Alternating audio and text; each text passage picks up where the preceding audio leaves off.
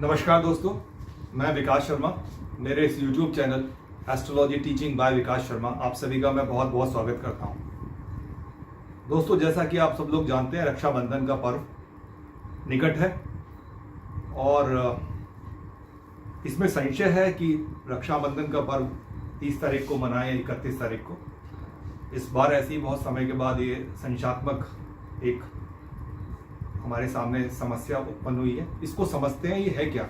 ये तो सबको मालूम है इसका मुहूर्त का समय क्या है, जो सभी अखबारों में, सभी न्यूज़ चैनल्स पर या अलग अलग पोर्टल पर आपको बताया गया है। पर ये हो क्यों रहा है ऐसा, उसको हम आज समझेंगे इसमें, ठीक है। तो एक बार मैं आपको बता दूं, मैंने अपने शुरुआती वीडियोस में मैंने बताया था आप लोगों को मुहूर्त के बारे में, ठीक है। मुहूर्त कैसे बनता है वो सब मैंने बहुत डिटेल में बताया था। मुहूर्त जो 5 चीजों से बनता है उसे पंचांग कहते हैं। हमने ये शब्द सुना है ना, आप सबके यहाँ कैलेंडर्स होते हैं, है ना। जो हमारे सनातन कैलेंडर हैं जिसको हम पंचांग कहते हैं, पंचांग के अंदर 5 अंक कौन कौन से होते हैं वो मैंने बहुत डिटेल से बताए थे। मैं फिर बता रहा हूँ इन शॉर्ट। तिथि, वार, नक्षत्र, करण और योग। एक बार बोर्ड पर देखते हैं। तिथि, वार, नक्षत्र, करण और योग, ये 5 चीजों को हम जब सिंप्लीफाई करते हैं या इसको हम संशोधित करते हैं तो इसमें से हमको मुहूर्त मिलता है। मुहूर्त का मतलब होता है ऑस्पिशियस टाइम। ये भी मैंने बहुत क्लियर करके बताया था कि ऑस्पिशियस टाइम की महत्ता क्या होती है। देखिए, कोई भी हम कार्य करते हैं और स्पेशली मैं शुभ कार्य की बात करता हूं, तो उसमें हम एक शुभ समय की संकल्पना करते हैं कि ऐसा समय हो जिसमें वो शुभ कार्य आरंभ हो और उसका हमें निरंतर शुभ लाभ मिले, वो लाभ मिलता रहे, बराबर मिलता रहे, उसके परिणाम अच्छे हो। इसका मतलब ये होता है, ठीक है दोस्तों। अब ये जो संशय है इस बार रक्षाबंधन पर्व को लेकर, ये संशय क्यों आया है, ऐसा क्या हुआ है जिसके कारण ये इस बार जो मुहूर्त का समय बड़ा ऑड आवर्स के अंदर हुआ है, तो उसको हम आज समझते हैं, ठीक है। तो सबसे पहले मैं आपको ये बता दूं कि रक्षाबंधन के अंदर जो पूर्णिमा तिथि है वो 30 तारीख को 10:58 से प्रारंभ हो रही है। थोड़ा बहुत इसमें कुछ समय का अंतर हो सकता है लॉन्गिट्यूड के कारण, अलग अलग शहरों में 5-7 मिनट का आगे पीछे हो सकता है, लेकिन इन जनरल 10:58 पर पूर्णिमा लग रही है और पूर्णिमा की समाप्ति अगले दिन सूर्योदय के बाद 7:01 तक पूर्णिमा की समाप्ति होगी। तो चूंकि ये दिन के सूर्योदय के बाद 30 तारीख में पूर्णिमा तिथि लगी है, तो उस दिन हम व्रत के लिए उस पूर्णिमा को नहीं मानते हैं। पूर्णिमा तिथि आरंभ हो गई वो तो सही है, और पूर्णिमा क्योंकि रात्रि प्रधान तिथि है, चंद्रमा से हम पूर्णिमा को नहीं देखते हैं, एक शुभ तिथि मानी जाती है। पूर्ण चंद्रमा होता है, पूर्ण प्रकाशमान होता है, और इसका जो समापन हो रहा है 31 तारीख को सूर्योदय के बाद। जब सूर्योदय के बाद कोई तिथि आ रही होती है तो पूरे दिन उस तिथि की महत्ता होती है। तो अगर हम कोई व्रत का पालन करते हैं, पूर्णिमा का जो लोग व्रत करते हैं, पूजन करते हैं, तो वो पूजन कल ही करना है उनको, क्योंकि सूर्योदय में वो तिथि है, तो पूरे दिन वो तिथि मानी जाएगी। हालांकि 7:01 तक ही वो तिथि है, उसके बाद प्रतिपदा तिथि का आरंभ होगा। तो जो 31 तारीख की रात्रि होगी उस वक्त जो तिथि होगी वो प्रतिपदा तिथि होगी, पूर्णिमा नहीं होगी। तो ये बात आप लोगों को क्लियर हो गई। अब जब 10:58 को 30 तारीख को ये लगी, उसी समय उसके लगते ही भद्रा प्रारंभ हो गई, ठीक है। अब भद्रा कौन है पहले तो ये समझते हैं, भद्रा का मतलब क्या होता है। देखिए, जब मैंने आपको 5 अंगों को बताया था पंचांग के अंतर, तो मैंने आपको करण के बारे में भी जानकारी दी थी कि तिथि जो है उसका जो आधा भाग है उसको करण कहते हैं। एक तिथि 12 डिग्री की होती है, 12 डिग्री। एक तिथि की जो वैल्यू है वो 12 डिग्री है। तो एक तिथि के अंदर 2 करण होते हैं, ठीक है। और चंद्रमास के अंदर जो 30 तिथियां हो गई तो उसमें 60 करण हो गए, ठीक है। अब करणों के भी कुछ नाम होते हैं, जैसे बव, बालव, कौलव, तैतिल, गर, वाणिज्य, विष्टि, नाग, किस्तुगन। इस प्रकार ये 11 करण कहे गए हैं। ये भी मैंने आपको बहुत डिटेल से बताया था।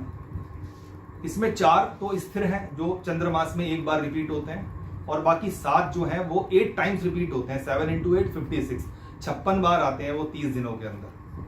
उसमें से एक करण है विष्टि, बव, बालव, कौलव, तैतिल, गर, वाणिज्य, विष्टि। वो विष्टि जो करण है उसी को भद्रा कहते हैं।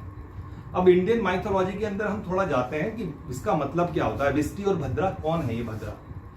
तो ये सूर्यदेव की संतानें हैं। सूर्यदेव की सबसे बड़ी संतान भगवान शनि है। सूर्य 33 कोटि देवताओं में आते हैं।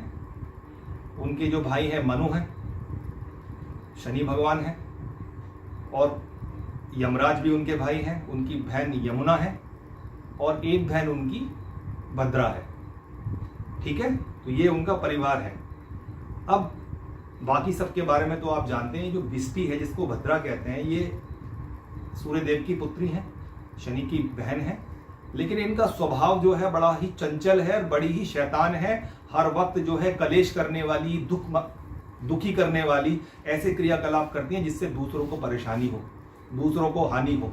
इनका नेचर ऐसा है, उसी में ये खुश रहती हैं। बहुत कलेश करती हैं, बहुत झगड़ा झंझट करने वाली हैं, बहुत ही मतलब इस तरीके का गलत कार्य करती हैं, लोगों को मन दुखी हो। इसलिए जो है इन्होंने जो है ब्रह्मा की उपासना की और ब्रह्मा जी ने कहा कि ठीक है कि मेरे को भी कोई समय दिया जाए, है ना, कोई समय मुझे भी मिले। तो ब्रह्मा जी ने वरदान दिया, ठीक है आप जो है आपको एक अमुक समय दिया जाता है। तो आपने देखा होगा जब भी हम कोई कार्य करते हैं तो शुभ कार्य में भद्रा का हमें देखना पड़ता है कि भद्रा है या नहीं है। शुभ कार्य के अंदर भद्रा का निषेध होता है। अब भद्रा भी 3 प्रकार की होती है। एक तो पाताल लोक की भद्रा जो हमारी पृथ्वी से नीचे पाताल लोक है, एक पृथ्वी लोक भूलोक की भद्रा और एक स्वर्ग लोक की भद्रा। अगर पाताल लोक की भद्रा है तो पृथ्वी पर उसका कोई असर वैसे भी नहीं होता है। उसी प्रकार अगर स्वर्गलोक की भद्रा है तो स्वर्गलोक की भद्रा का भी पृथ्वी पर कोई प्रभाव नहीं पड़ता। लेकिन अगर ये भद्रा जो ये कलेश मचाने वाली भद्रा है, जो हमेशा आडंबर रचती है, लोगों को दुख देती है, ये भद्रा जो क्रियाकलाप करती है, अगर ये भूलोक की भद्रा होती है तो ये भद्रा अशुभ मानी जाती है। इसमें भी एक पौराणिक कथा है कि भद्रा का निषेध क्यों करते हैं। एक ऐसी कथा आती है कि शूर्पणखा ने अपने भाइयों को भद्रा काल के दौरान राखी बांधी थी,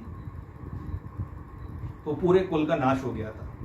तो इसी कारण से इस भद्रा का निषेध कहा गया है, क्योंकि भद्रा जो है मैं आपको बता चुका हूं, ये बहुत कलेश करने वाली, बहुत झगड़े झंझट वाली, वाद विवाद करने वाली, नुकसान पहुंचाने वाली, इस प्रकार की इसकी प्रकृति है, इसका नेचर है। और ब्रह्मा जी से वरदान है कि ये जो है जब ये उस तिथियों में आएगी तो उसका निषेध करना होगा शुभ कार्यों के लिए।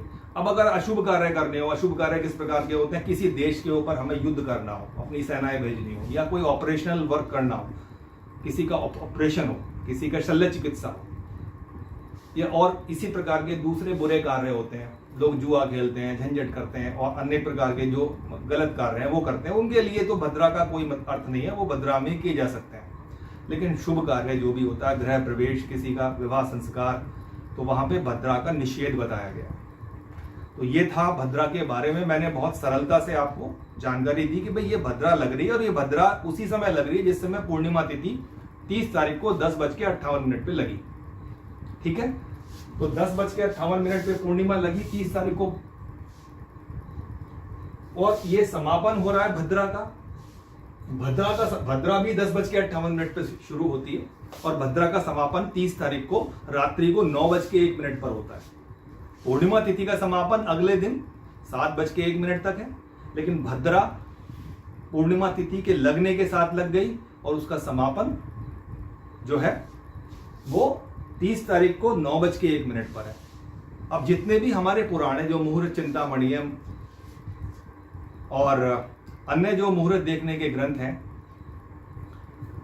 उन सभी के अंदर इसका उल्लेख बताया गया है कि भद्रा इसलिए निषेध बताई गई है। ठीक है, तो अब समय हमारे पास तो बचता नहीं है राखी बांधने का, हमारे पास समय नहीं है, बहनें भाइयों को राखी बांधती हैं, तो वो शुभ समय जो है रात्रि को 9:01 जब भद्रा समाप्त होगी, उसके बाद अगले दिन सुबह 7:01 का ये जो समय है, इस समय में बहनें अपने भाइयों को राखी बांध सकती हैं और घर में पूजा कर सकती हैं।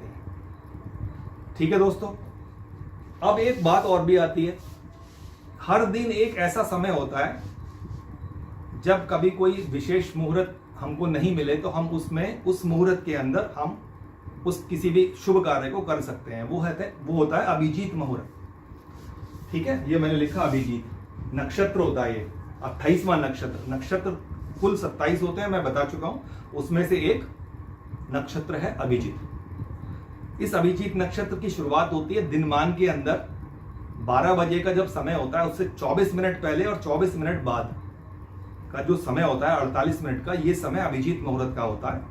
और इस मुहूर्त में कोई भी शुभ कार्य, कैसा भी शुभ कार्य, अगर कोई अच्छा मुहूर्त नहीं मिल रहा है तो हम कर सकते हैं। पर चूंकि भद्रा पूर्णिमा तिथि के आरंभ से ही लग गई, इसलिए अभिजीत नक्षत्र भी शुभ कार्यों में निषेध बताया गया, इसलिए इसकी गणना नहीं होती। तो आप समझ गए, इस कारण से हम लोग 9:01 के बाद का मुहूर्त निकलता है 30 तारीख को रात्रि में, और वो सुबह 7:01 तक रहेगी 31 तारीख को। तो ये जो समय का जो टाइम स्पैन है, इस टाइम के अंदर आप कभी भी राखी बांध सकते हैं। ठीक है दोस्तों, तो मैंने आपको आज ये संशय दूर करने के लिए ये बताने का प्रयास किया है कि भाई रक्षाबंधन 30 तारीख को या 31 तारीख को क्यों बता रहे हैं, अखबारों में ऐसा क्यों लिखा हुआ है, किस कारण से लिखा हुआ है, वो बहुत डिटेल में मैंने आपको समझाने का प्रयास किया है। उम्मीद करता हूं मेरे द्वारा दी गई ये जानकारी आपको पसंद आई होगी। आप मेरे चैनल को अगर समझ में आए तो लोगों को आगे से इस चैनल को, इस वीडियो को लाइक कीजिए और ज्यादा से ज्यादा शेयर करें, ताकि ये जानकारी लोगों तक पहुंचे कि किस कारण से ऐसा हुआ है। ठीक है, और मेरे channel astrology teaching by Vikas Sharma को सब्सक्राइब करें, लाइक करें और शेयर करें। ठीक है दोस्तों, फिर किसी अन्य जानकारी के साथ मैं आपके सामने फिर आऊंगा। तब तक के लिए नमस्कार।